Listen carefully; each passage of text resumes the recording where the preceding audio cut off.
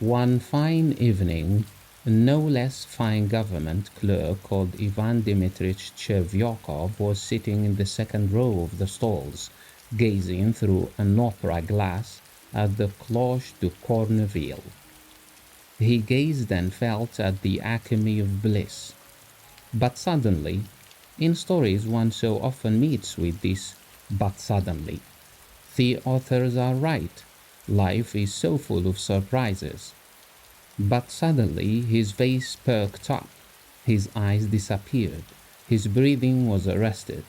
He took the opera glass from his eyes, bent over and "Aptchi!"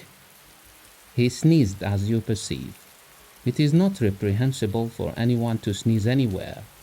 Peasants sneeze, and so do police superintendents, and sometimes even privy councillors.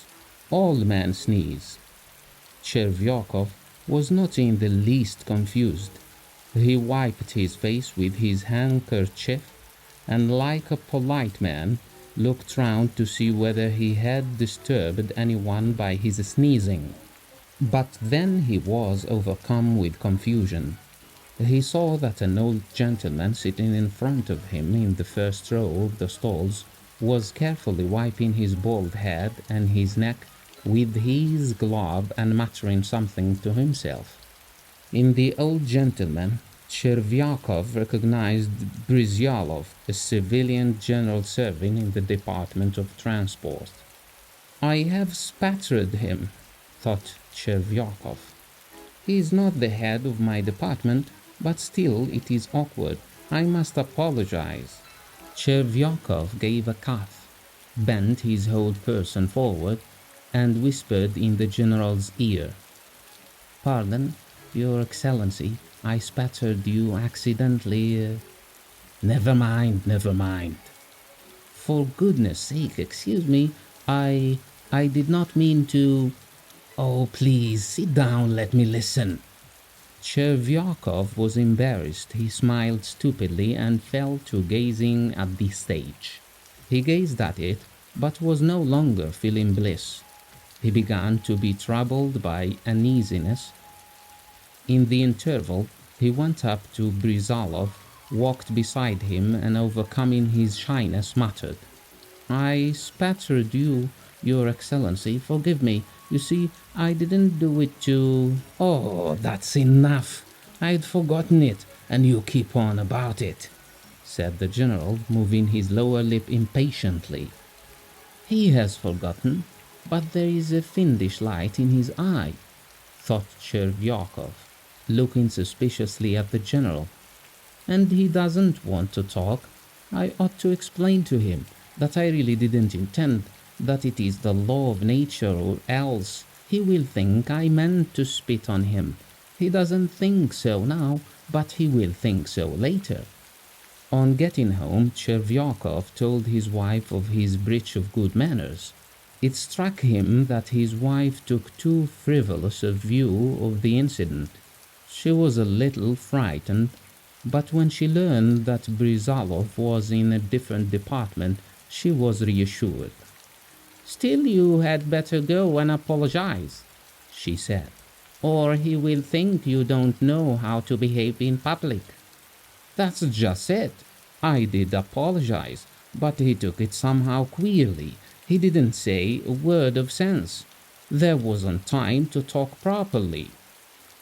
Next day, Chervyakov put on a new uniform, had his hair cut, and went to Brizalov's to explain. Going into the general's reception room, he saw there a number of petitioners, and among them the general himself, who was beginning to interview them. After questioning several petitioners, the general raised his eyes and looked at Chervyakov. "Yesterday at the Arcadia, if you recollect, Your Excellency," the latter began, "I sneezed and accidentally spattered the "What a nonsense! What a nonsense! It's beyond anything. What can I do for you?" said the general, addressing the next petitioner. "He won't speak," thought Chervyakov, turning pale. "That means that he is angry. No, It can't be left like this. I will explain to him."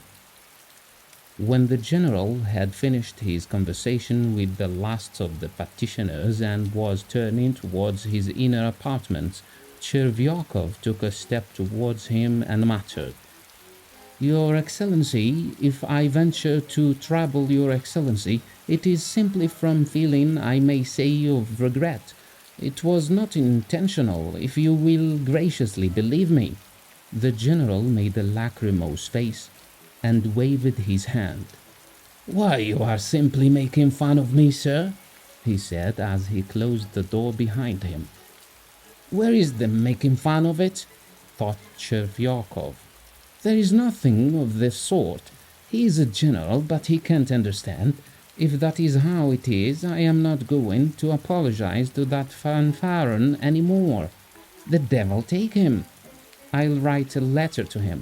But I won't go, by Jove, I won't." So thought Chervyakov as he walked home. He did not write a letter to the general. He pondered and could not make up that letter.